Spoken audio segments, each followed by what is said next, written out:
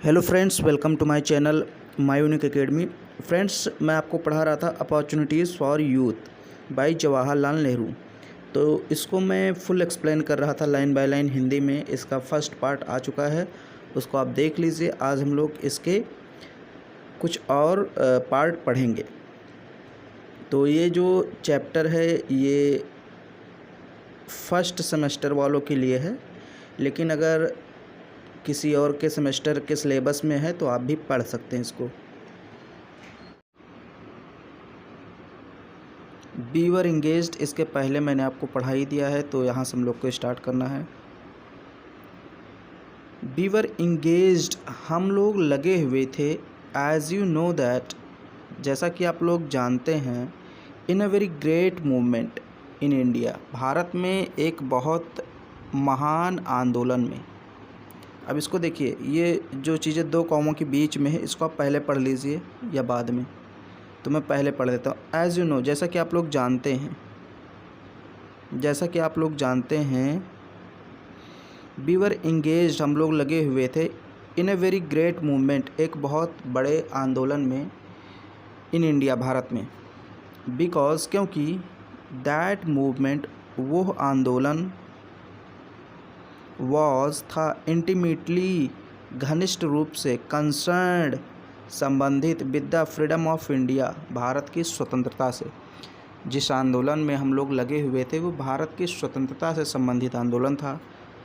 I was led to wonder, मुझे आश्चर्य हुआ। व्हाट एग्जैक्टली इज़ इंडिया, कि इंडिया वास्तव में क्या है, यानी कि मुझे जानकर आश्चर्य हुआ कि वास्तव में इंडिया है क्या। आई न्यू, मैं जानता था। ऑफकोर्स, निश्चित रूप से। The geography of India, Bharat का भूगोल। आई न्यू, मैं जानता था। मैनी अदर ऑड फैक्ट्स, बहुत अन्य सारी चीज़ें अबाउट इंडिया, भारत के बारे में। टू भी, यानी मैं इंडिया के भूगोल के बारे में जानता था। ये पंडित जवाहरलाल नेहरू जी कह रहे हैं अपने भाषण में कि मैं इंडिया के भूगोल के बारे में जानता था, इंडिया के और भी कई सारी चीज़ों के बारे में जानता था। लेकिन जब मैं उस आंदोलन में लगा हुआ था तो उस समय मुझे पता चला कि वास्तव में इंडिया क्या है। What exactly is India. I was not prepared to accept it. I was not prepared, मैं तैयार नहीं था। टू एक्सेप्ट इट, इसको स्वीकार करने के लिए। ऑन फेथ, विश्वास पर। दैट, की। Because I was born in India, क्योंकि मेरा जन्म इंडिया में हुआ है। Therefore India was the greatest country in the world, इसलिए भारत इस संसार का महान देश बना। पंडित जवाहरलाल नेहरू जी कहते हैं, मैं ऐसा बिल्कुल भी मानने के लिए तैयार नहीं हूँ। I was not prepare to accept it on the faith that because I was born in India therefore India was the greatest country in the world. मैं ऐसा बिल्कुल भी मानने के लिए तैयार नहीं हूँ कि चूँकि मेरा जन्म इंडिया में हुआ है इसलिए इंडिया महान है। That is kind of folly, ये एक प्रकार की मूर्खता है। इन विच, जिसमें the people of every country, प्रत्येक देश के लोग, इंडल्ज, शामिल हो जाते हैं। प्रत्येक लोग, आप देखते हैं, अगर सुनते हैं कभी कभी तो कहते हैं कि हम धन्य हैं कि हमारा जन्म इस देश में हुआ है। तो पंडित जवाहरलाल नेहरू जी यहाँ पर कहते हैं, जैसे बहुत सारे लोग कहते हैं कि हमारे हम महापुरुष जन्म लिए और उनके कारण ये देश महान बना। तो यहाँ पर देखिए, पंडित जवाहरलाल नेहरू जी अपनी तारीफ़ नहीं करते हैं। वो कहते हैं कि इंडिया इसलिए नहीं महान हुआ संसार में कि मेरा जन्म यहाँ पर हुआ है। तो एक प्रकार से मूर्खता है अगर मैं ऐसा कहूँ तो। There are quite enough people in India who think that India is obviously the greatest country. There are quite enough people in India. Bharat में बहुत सारे ऐसे लोग हैं who think that, जो सोचते हैं कि India is obviously the greatest country. Bharat निश्चित रूप से महान देश है, यानी सबसे महान देश है। The greatest country का मतलब होता है सबसे महान देश। बहुत सारे ऐसे लोग हैं। इन द डेज़, उन दिनों, when we were politically subject, जब हम लोग राजनीतिक रूप से सब्जेक्ट थे, सब्जेक्ट का मतलब अधीन होना, किसी का हम पर एक प्रकार से सब्जेक्ट का मतलब होता है डिपेंडेंट, किसी पर निर्भर होना, यानी जब हम पॉलिटिकली रूप से किसी पर निर्भर थे, यानी अंग्रेज़ों पर निर्भर थे, एक प्रकार से गुलाम थे हम लोग, तो वही चीज़ यहाँ पर बताया जा रहा है। इन द डेज़, उन दिनों, व्हेन, जब वी वर पॉलिटिकली सब्जेक्ट, जब हम लोग राजनीतिक रूप से अधीन थे, and could not take much pride in our political condition, और अपने राजनीतिक दशा पर बहुत ज़्यादा गर्व नहीं कर सकते थे। Be prided ourselves on our spiritual greatness, तो उस समय हम लोग अपने आध्यात्मिक महानता पर गर्व करते थे। पंडित जवाहरलाल नेहरू जी कहते हैं कि जब हम लोग पॉलिटिकली सब्जेक्ट थे, यानी कि राजनीतिक रूप से गुलाम थे, आप कह सकते हैं सीधे सीधे, तो उस समय हमारी राजनीतिक दशा इतनी अच्छी नहीं थी कि हम उस पर गर्व करें। हाँ, लेकिन उस समय हम अपने आध्यात्मिक महानता पर गर्व कर सकते थे। वही चीज़ यहाँ पर बताई है, स्पिरिचुअल ग्रेटनेस, आध्यात्मिक महानता, इस पर हम लोग प्राइड कर सकते थे। Having nothing else to get hold of, we took refugee in spirituality, कुछ ना होने के बाद, या हम कहें कुछ ना होने के बावजूद भी, हम लोगों ने स्पिरिचुअलिटी में शरण ली। रिफ्यूजी का मतलब होता है शरण लेना, स्पिरिचुअलिटी का मतलब होता है आध्यात्मिकता। हम लोगों ने कहाँ शरण ली? हम लोगों ने आध्यात्मिकता में शरण ली। If you go to other countries, अगर आप लोग किसी अन्य देश में जाएंगे, ये कौन कह रहा है? नेहरू जी कह रहे हैं भाषण देते हुए जनता से। If you go to other countries, यदि आप लोग किसी अन्य देश में जाओगे, I shall not name them, मैं उनका नाम नहीं लेना चाहता हूँ, यानी उन देशों का नाम नहीं लेना चाहता हूँ। एज आई डोंट विश, क्योंकि मैं नहीं चाहता हूँ, टू कॉज ऑफेंस, कि उन लोग को बुरा लगे।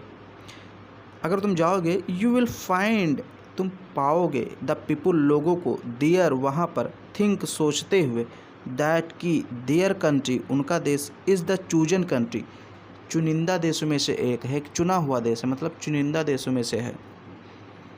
The torch bearer of civilisation, सभ्यता का अग्रदूत है, यानी कि तुम वहाँ के लोगों को ये सोचते हुए पाओगे कि उनका देश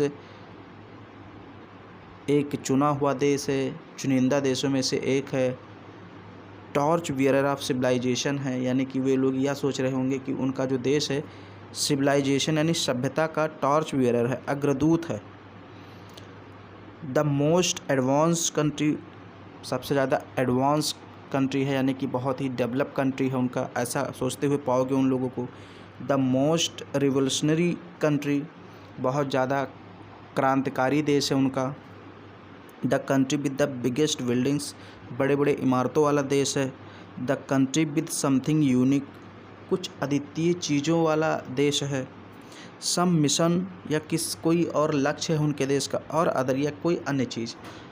मतलब नेहरू जी यहाँ पर यह कह रहे हैं कि जब आप किसी अन्य देश में जाओगे तो वहाँ पर पाओगे लोगों को कि वे भी लोग अपने देश के बारे में किसी न किसी चीज़ पर गर्व करते हैं। कोई कहता है कि हमारा देश डेवलप बहुत ज़्यादा है, हमारे यहाँ बड़ी बड़ी इमारतें हैं, कोई कहता है हमारे यहाँ प्राचीन धरोहर है, तो कोई कहता है कि हमारा देश ऐतिहासिक रूप से बहुत समृद्ध रहा है, कोई कहेगा कि हमारा देश क्रांतिकारी देश है, कोई कहेगा हमारा देश सभ्यता का अग्रदूत है। जैसे हम लोग नहीं कहते हैं गर्व से कि सबसे पहली सभ्यता भारत में ही विकसित हुई थी, सिंधु घाटी सभ्यता, तो गर्व से कहते हैं, ऐसे सारे देशों में होता है। वही चीज़ नेहरू जी कह रहे हैं कि ऐसे सारे देशों में होता है। इट इज़ नेचुरल, ये प्राकृतिक है, फॉर वन, किसी के लिए, किसी भी व्यक्ति के लिए, टू लाइक, पसंद करना, वंस कंट्री, अपने देश को, यानी कि यह स्वाभाविक है कि कोई भी व्यक्ति है वो अपने देश को पसंद करेगा। एंड वंस ओन पीपल, और अपने देश के लोगों को, ये तो स्वाभाविक है। जैसे हम हैं, आप हैं, तो हम लोग क्या करेंगे? अपने देश को पसंद करेंगे, देश के लोग को ज़्यादा प्रायोरिटी देंगे, पसंद करेंगे, ये तो स्वाभाविक है। It is natural, it would be unnatural not to do so, ऐसा न करना अप्राकृतिक होगा। अगर नहीं करते हो ऐसा तो ये गलत होगा। आप जिस देश में रहिए कम से कम उस देश के बारे में सोचिए, उस देश के लोगों के बारे में सोचिए। और अगर आप ऐसा नहीं करते हैं तो दिस वुड बी अननेचुरल, ये अननेचुरल होगा, अप्राकृतिक होगा, सही नहीं होगा। इसलिए आप ज़रूर सोचिए अपने देश और लोगों के बारे में। इट इज़ गुड, ये अच्छा है, टू बी होना, अ लिटिल प्राउड, थोड़ा गर्व, ऑफ वंस ओन कंट्री, अपने देश के ऊपर, यानी कि अपने देश पर थोड़ा सा गर्व करना अच्छी बात है। बट इट इज़ रॉन्ग, लेकिन ये गलत है, टू स्टार्ट इमेजिनिंग, कल्पना करना शुरू कर देना, दैट कि वी आर द हाईएस्ट, हम सबसे अधिक ऊंचाई पर हैं, and the best in the world, और संसार में सबसे अच्छे हैं। नेहरू जी कहते हैं कि ये ठीक है कि आप लोग सोचिए कि हम अच्छे हैं, हम महान हैं, लेकिन ये मत सोचिए कि हम सबसे अच्छे हैं, सबसे महान हैं, ये मत कहिए। तो वही नेहरू जी यहाँ पर समझाना चाहते हैं कि अक्सर लोग कुछ लोग हैं भारत में जो कह देते हैं भारत सबसे महान देश है, तो वो समझाना चाहते हैं कि ऐसा मत कहिए कि भारत सबसे महान है। हाँ, ये कहिए कि भारत एक महान देश है, इतना कह सकते हैं। सबसे महान है उसका डिसीजन आप नहीं करेंगे।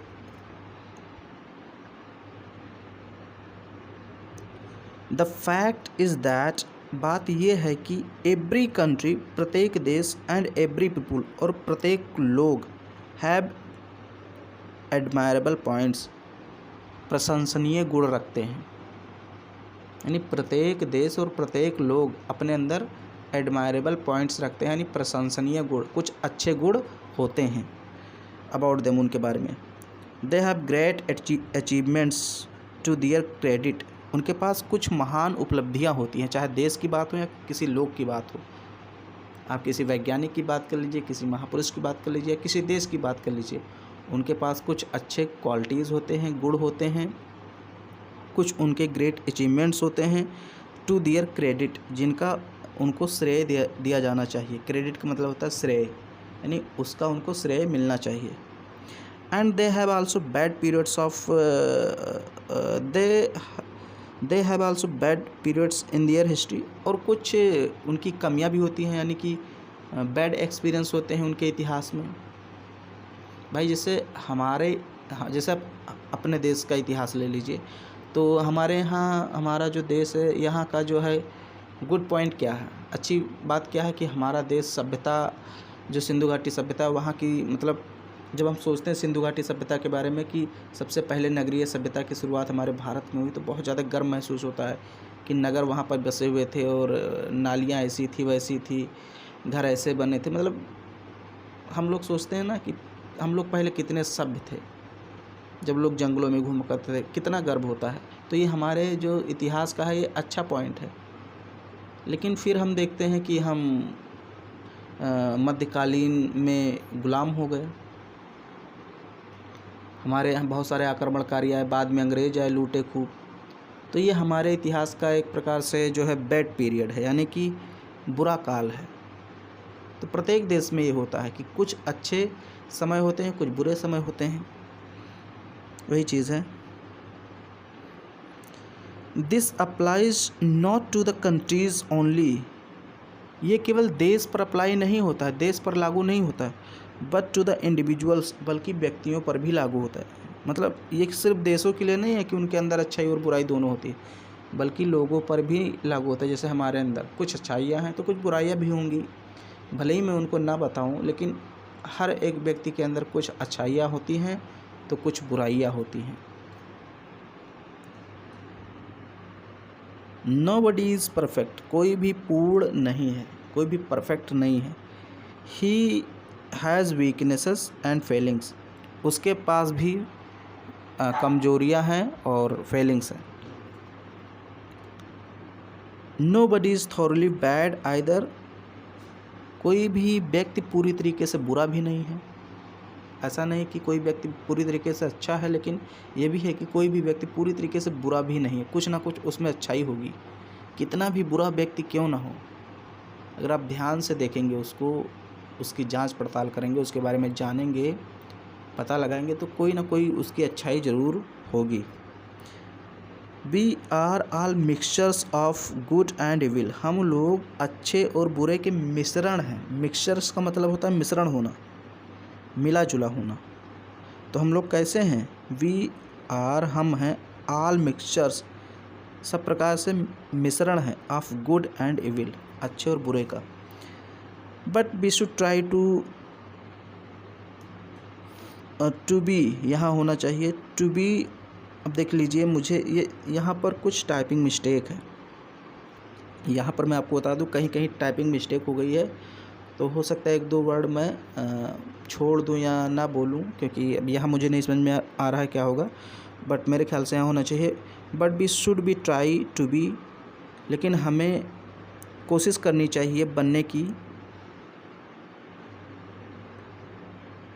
द गुड, अच्छा, इन आवर सेल्फ, अपने आप में, एंड इन अदर्स, और अपनों में, यानी कि अपने लिए और दूसरों के लिए। अपन जो अदर्स यानी अपने हैं उनके लिए भी हम लोग को अच्छा बनना चाहिए। मेरे ख्याल से ही होगा। यहाँ देखिए इसका मतलब नहीं समझ में आ रहा है, क्या होना चाहिए।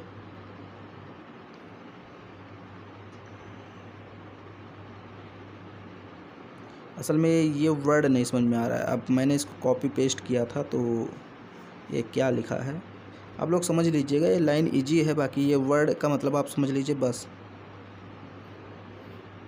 मोस्ट ऑफ यू, आप में से बहुत सारे लोग, प्रोबेबली, समानता, did not see Gandhi ji at close quarters, Gandhi ji को बहुत नज़दीकी से नहीं जानते हैं। नेहरू जी कहते हैं भाषण देते हुए कि आप में से बहुत सारे लोग ऐसे होंगे जो गांधी जी को बहुत नज़दीकी से नहीं जानते होंगे। ही हैड अमेजिंग क्वालिटीज़, उनके पास अमेजिंग क्वालिटीज़ थी, यानी कि आश्चर्यजनक गुण थे उनके अंदर। आप लोग बुक खोल के रखिए, वहाँ से देखते रहिए, क्योंकि यहाँ कई जगह स्पेलिंग मिस्टेक है, वर्ड मिस्टेक हो गए हैं। तो आप लोग महात्मा गांधी के बारे में नहीं जानते हैं ठीक से। उनके पास बहुत सारे आश्चर्यजनक गुण थे। वन ऑफ दीज क्वालिटीज़, उन्हीं गुणों में से, वॉज दैट, एक गुण था कि ही मैनेज्ड टू ड्रॉ आउट, वो निकाल लेते थे। मैनेज्ड मतलब व्यवस्थित कर लेते थे, टू ड्रॉ आउट मतलब खींचने की, यानी कि वो निकाल लेते थे द गुड इन, अच्छाइयों को, इन अनदर पर्सन, दूसरे व्यक्तियों में से। यानी महात्मा गांधी जी में एक ऐसी अच्छी क्वालिटी थी, वो कौन सी क्वालिटी थी कि वे व्यक्तियों में से अच्छाई को निकाल लेते थे। द अदर पर्सन में had plenty of evil in him, जो व्यक्ति है, दूसरा व्यक्ति है, उसमें कितना भी बुराई क्यों ना हो। प्लेंटी ऑफ इविल का मतलब बहुत ज़्यादा बुराई, इन हिम मतलब उसमें, यानी व्यक्ति में बहुत ज़्यादा बुराई है, फिर भी गांधी जी में ये क्वालिटी थी कि वो उनके अंदर से अच्छाई निकाल लेते थे।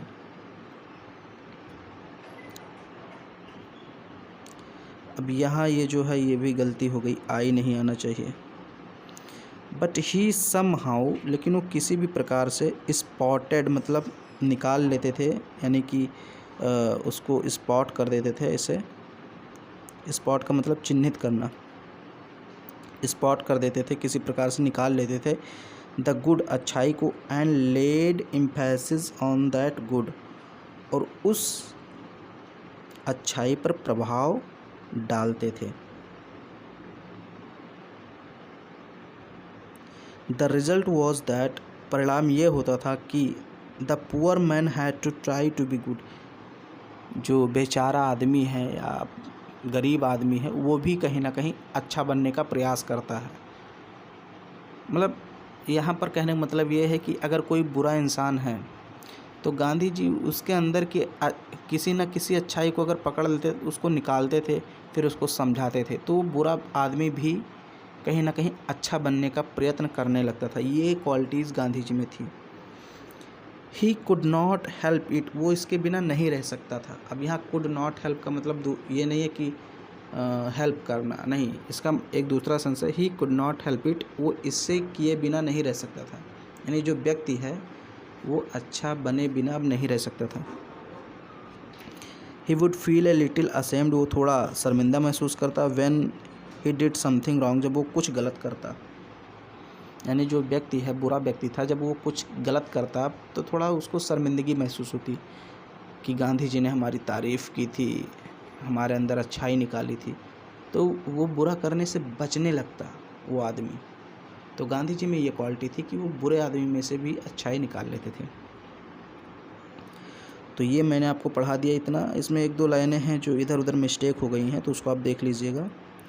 बाकी हम लोग नेक्स्ट पार्ट में देखेंगे। वीडियो अगर पसंद है तो उसको सब्सक्राइब कर दीजिए चैनल को, और शेयर वगैरह आप कर दीजिए।